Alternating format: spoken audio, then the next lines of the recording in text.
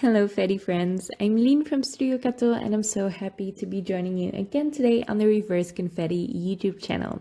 Today, I have another bright and cheery birthday card using the Birthday Pals stamp set from the latest release, which is one of my favorites, and I just see that it's called Birthday Buddies, not Birthday Pals. It's still one of my favorites, and all of the images are so cute. There's also a coordinating stamp set, so there's also a coordinating die set, but there is a stamp set that goes perfectly with this image set, and it's full of punny sentiments. I'm not using it today because I used one of my pre-made sentiments, but yeah, so that just extends the fun, especially for birthday cards. I stamped this cute kitty on some alcohol marker friendly paper with alcohol marker friendly ink, but I left the stamp in my MISTI so I can stamp it a second time and make those lines really crispy black. I'm just coloring this in. I'm keeping the coloring very simple. I always go from my darkest shade to my lightest shade. And that just helps me with blending. You do you, whatever works for you, as long as you have fun coloring. It's all good. You don't have to be very good at coloring to have fun. Lord knows I'm not very good at it. My shading doesn't make any sense half of the time, but I just really love coloring. It's so relaxing.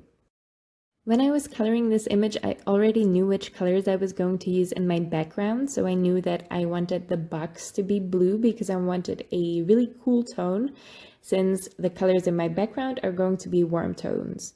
Though I did want to pull the background a little bit into the image, so I colored the nose of the cat pink, because my background is going to be a little bit of pink, and I also used some orange on the bow there because again, it's going to be repeated in the background.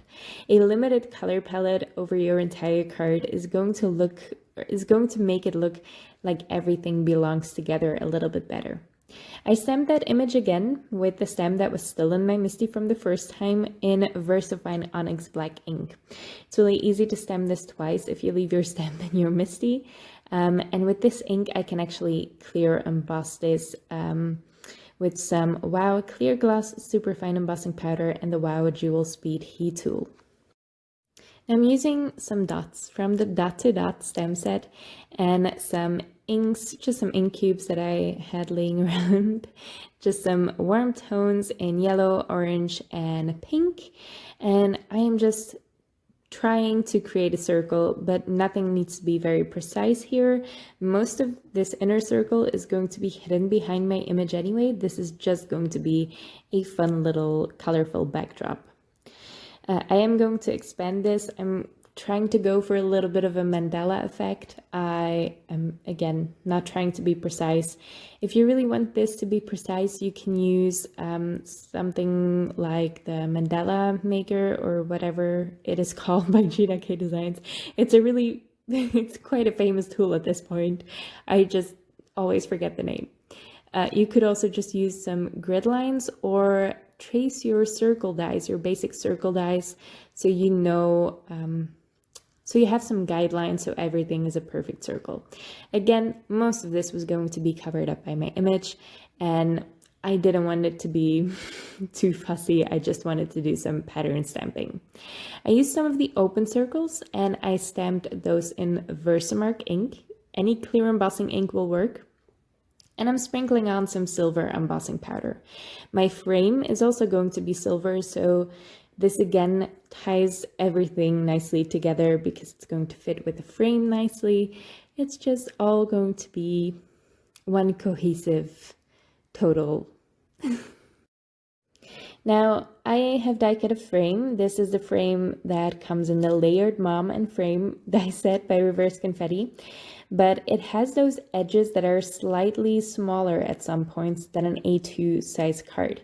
So I trimmed my card panel down. I have plenty of pre-made card bases, so I just trimmed that down a little bit so it would fit behind that frame.